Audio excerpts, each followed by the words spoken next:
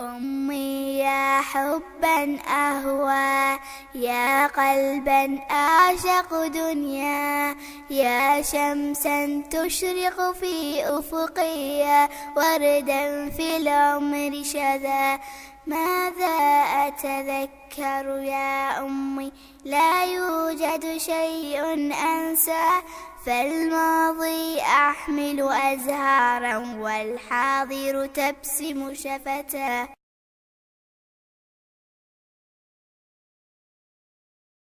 سلوكتي isla yaqaan saxaabada ku jirin saami qaybsi weeye sahankii noloshu qof sidoo u sameeyay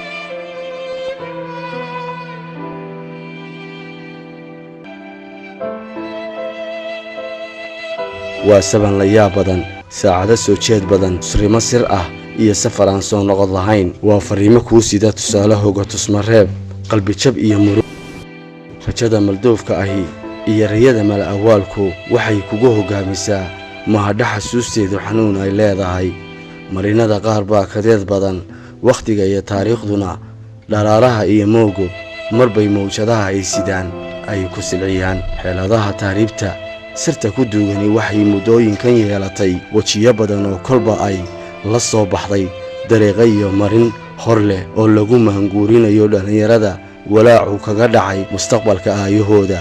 socodkan aan nasashada lahayni wuxuu midba ka daran yahay kiisa kale waxaana ka soo wajahaa muddada ay ku sii jiraan socodkooda tacadiyo qafaalasho jirdil iyo aftuub taasoo qaarkood ay nasiib darro aysan ku guulaysan inay gaadhaan halka ay beegsanayaan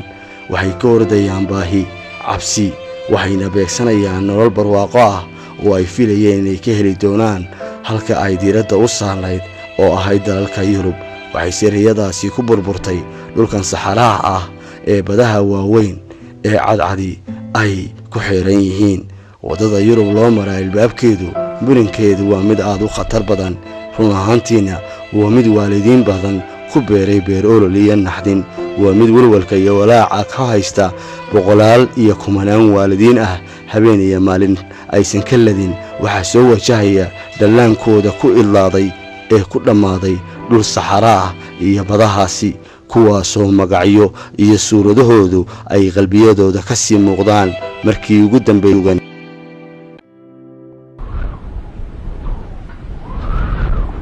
saxarahu waa dhul oomana ah oo aan lahayn baadiyo biyo xitaa goob aad gabood ka dhigato waa dhul dhererka iyo baaxadda ciidda qalalan ee buuraha laaleegi ay ka badan tahay 100,000 oo kiiloomitir waxaana muddada safarka saxaraha lagu jiraa haddiiba alle kaa badbaadiyo halista ku duugani ay dhan tahay muddo ku dhow 20 habeen iyo 20 maalmood waa haddii aad nasiib leedahay ma laha waddo sax ah oo cayiman waayo dabaylaha xooga badan ee sida ciidaasi waxay kulba u gurgurtaa jiho waxa ugu dan waxay tahay baabuurta waa lagu dilaa waxa lagu dilayaa baabuurka bacaad uu dhaxgalaya waxba ka qaldamaya ninka liibiyanka wuxuu ku leeyahay gaariga in la riixo arxan male gaariga markaad riixdo aleen waa taqaana gaari markuu bacaad ka riixayso waa inuu cabaar socdo hadii kan waa wadamaya wuxuu ka ordaya halkan iyo waxaan qiyaasi karaa 3 mayl amal oo kale inta qiyaasi karaa bacaadkana wuxuu gaarayaa lugtaada ilaa jilibka inta turub leedahay marka qiyaas adoo baahan rafaasan oo man inaad lugayso 3 miles man weyn kartid bartaas uu istaagaya uu taagaya ilaa qof ugu dambeeyay ka yimaado waa ka naxariista haduu ku waayay laakiin saacad buu qabanaya haduu qofku waayay wuu iska dhaqaajinaya hadii ku taala nin walba orod inta karafa saa u dhaceys meesha tagaysa markaas uu isag ulbu kul dhacaya xog buu gaari kugu saaray adoo daalan waxaana dhacda in ciidaasi daqiiqada gudahood ay kugu qarin karto ama aad ku qarsoomi karto meelaha qaar sida biyaha waxa kaloo ay caan ku tahay halkaasi abeesooyinka dibqolooca iyo xayawaanaadka kale ama baalaha kale ee halista ah oo waabayda soo bartaas laga soo qaadaya saxari baa la soo aadaya saxarahaasi mid bay dhaantaa in la sameeyo kasi wanaagsan tahay sida oo kale gabdhaha soo baxaya gabdhaha hooyooyinka caruurta odayaasha intaba meesha kama bixi karaan haday dhacdo waliba caruurta iyo hablaha waxa dhacday ninka gaariga nagu wada Suudaaniga ah wuxuu dhaafana cabdina male heer wuxuu gaari gabdhihi Soomaaliyeed oo yusgaray isticmaala waxba kama qaban karna saxara la maraya waxba kama qaban karna heer wuxuu gaaray gabdhahaasi oo iska haysta gabdhihii bay xoogayeen horta nadii wuxuu kama qaban karna oon baa ka dhacay meesha gaari baa jabayo meelad aadama leh nibanba intuu dhaamo marka biyihii way dhamaanayaan wax way dhamaanayaan inta arinta dhacda waxay tahay marka qofka inuu yiraahdo war hebelow oon baa yahay kaadi oo kaadi la kala gato lacag $100 bay gaartay meesha qaali ay ka marayso kaadida waa arin aad u leeyahay oo gadanaya ilaa heer qofku marka uu kaadiyo waxa uu kaadiyo oo waayay halkan waa saxaraha meesha ugu xun goobtani waa meel ka mid ah halka ay kooxda burcadad qaleedku ku xanibaan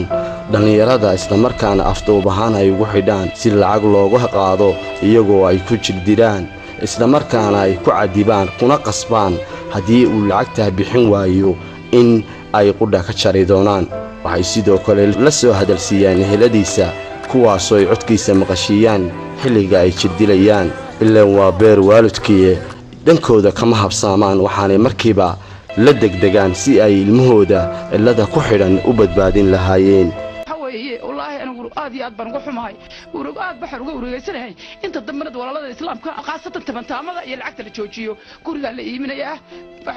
قاري قال لي من إياه حقين كسرنا هو عيد إنه أدركني إن أنا كقادنا هنا النسيب كنا أيه وأنا أكسر ما في عدا واحد سكول راعي عندكم تلك قاعد شاير يسا qalkaaga haddaad ku gaajooto kaareerkaana ku dhargi maysid waddankana inagu malihin waa waddan gaalo oo wax loo cararay wax loo ordo maaha berri waxa laga yaabaa inaad irin laga soo cararo iyadoo carruurta la soo qaadan kari waayay yurubta lagu cararayo waxa laga yaabaa berri iyadoo carruurta la soo qaadan kari waayay laga imaado gey laga hayaamay oo ay tacadiyo iyo jirdiil ku dheer yihiin ayay dhalinyaradani si bilaaxad ah ugu habqantay geedigan madow ee rafaadka darani ku duugan yahay waa ayaan daro runtii murugo oo haysta guud ahaan geyga Soomaali aantinan soo aragnay oo kala meydka meesha yaala hadaad fiirisa wax Soomaali kaga badan ma leh baasaboorradoodii tintoodii lafahoodii dharkoodii aad u babacsan meydka yaala ku baaba'ay baabuurka dad marjaba ku dhamaatay waxa ugu xun gabdhaha dumarka la yusgareynaya oo ilaa iyo ka imaadaan caasimad Trablis ma la badbaadiyay xabsi dad baa sameeyay way soo qaadaan gurubay keenaan waa dhalinyaro waa liibiyaan oo dad wax taariibiye habeen walba gadaha wala isticmaalaan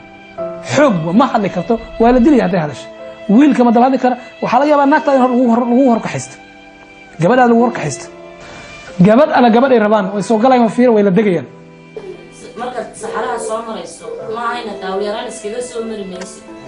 oo gaari ilahay ka dhasana uu jira laakiin hawlyaraan ku dumarka waa lagu kufsadaa waxa jirinta gabadha laba dumar kala hadhaan inay labada ay kala hadhaan labada gaari dambe soo socda inay laba cusub kala hadhaan inay labada dumar kufsadaan laakiin gabadha doonaysa inay halkaas soo marto aw diyaar garowdatay oo la kufsado aw soo diyaar garowdatay oo qalba niman daafur leeyahay ay arag ama way maqasho kulay oo deeqo waaweyn inay tabaytay kala wadan ugu xidhxidhan kuwaasoo hirdankii ay nolosha la galayeen ay maantaba ku maqan yihiin si loo qoriyo wadada tahriibta sharciga baalmaray waxaa dantu ku kalifaysaa in meesha uu ku dhuuman karaba la geliyo gaadiidkan sidaa u raran ee aadka u culus ee sida agab kasta ma filaysaa daawade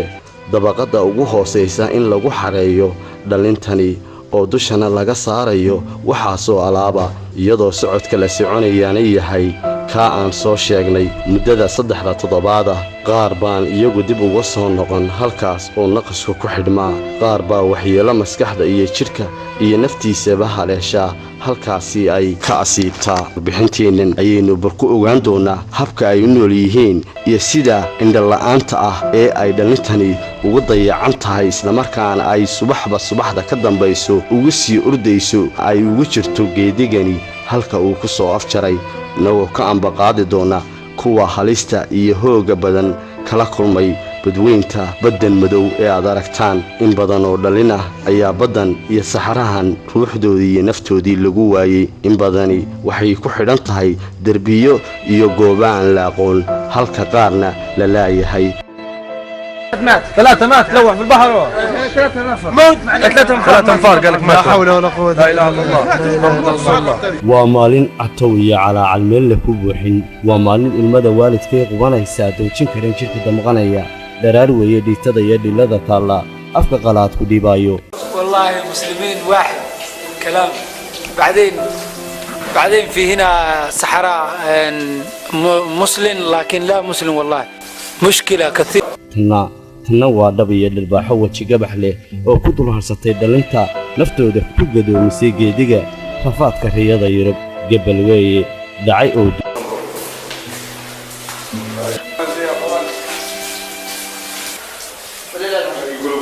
مهاجرين أو شرعيين طبعا جنسية صومالية بالكامل. أظن أيضا من الهجرة غير شرعية قبض عليهم اليوم من الصومال أخوة صوماليين.